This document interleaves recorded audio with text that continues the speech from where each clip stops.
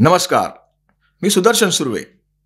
आज मी घेऊन आलो आहे अशा एका मुलीची कहाणी जिचं स्वप्न होतं भारतासाठी खेळायचं।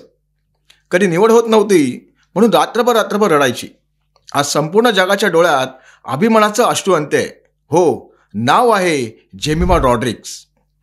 मुंबईत जन्मलेली ही मुलगी लहानपणापासून बॅट आणि स्वप्न दोन्ही हातात घेऊन वाढली। शेजाऱ्यांच्या नजरेत ती क्रिकेट खेळणारी मुलगी, पण तिच्या नजरेत भारतासाठी खेळायचं हेच ध्येय।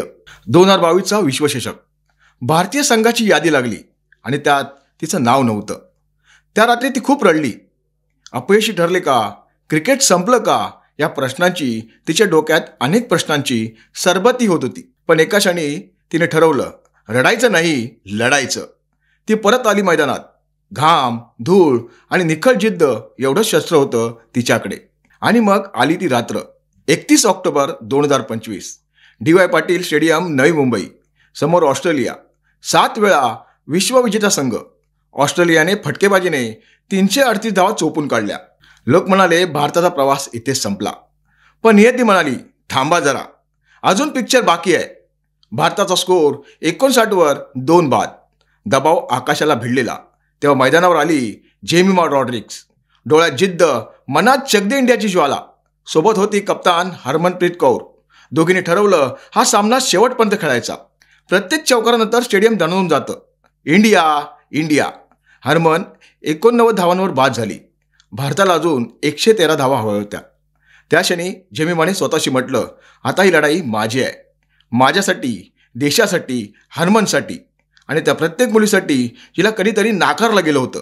तिने एक एक रन जोडत गेली, एक एक स्वप्न जपलं आणि जेव्हा स्कोअरबोर्डवर झळकलं इंडिया वन बाय 5 विकेट्स, तेव्हा ती क्रीजवरच गुडघ्यावर बसली।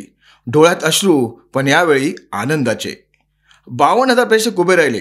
त्या टाळ्यांच्या कडकडासह ती जेव्हा मुलींच्या संघर्षाला सलाम करत होती, तीच जेमिमा जिचं नाव 2022 यादीत नव्हतं आणि आज तीच भारताला विश्वचषकाच्या फायनलमध्ये घेऊन गेली होती। तिच्या नावात 127 धावांनी फक्त सामना जिंकला नाही, तर भारतीय क्रिकेटच्या इतिहासात सुवर्णपान लिहिलं। हा होता महिला विश्वचषकातील सर्वात मोठा रनचेस, ऑस्ट्रेलियाचा अपराजित विक्रम मोडणारा सामना। ती भारताची सर्वात वेगवान तिसरी महिला शतकवीर ठरली। स्मृती मानधना आणि हरमनप्रीत कौर नंतर तिचं नाव इतिहासात कोरलं गेलं। पण या सगळ्या गौरवाआधी तिच्या कुटुंबावर वादळ आलं होतं। वडिलांवर आरोप झाले होते। जेमिमाच्या सदस्यत्वाच्या विशेषाधिकारांचा गैरवापर करून खार जिमखान्यात धार्मिक कार्यक्रमासाठी बँक्वेट हॉल वापरल्याचा। त्यामुळे खार जिमखान्याचे तिचं सदस्यत्व रद्द केलं गेलं। माध्यमांनी टोचलं, लोकांनी टीका केली, पण जेमिमाने शांतपणे एकच उत्तर दिलं, मी मैदानात उत्तर देईन। हो, तिनं खरंच मैदानात उत्तर दिलं आणि असं दिलं की जगभरातील लाखो मुलींना नव्याने स्वप्न पाहायची हिंमत मिळाली। आज ती फक्त प्लेअर ऑफ द मॅच नाही, ती आहे प्रेरणेचे दुसरं नाव। ज्याने तिला नाकारलं तेच आज अभिमानाने तिचं नाव घेत आहेत, कारण ती आहे जेमिमा रॉड्रिग्स।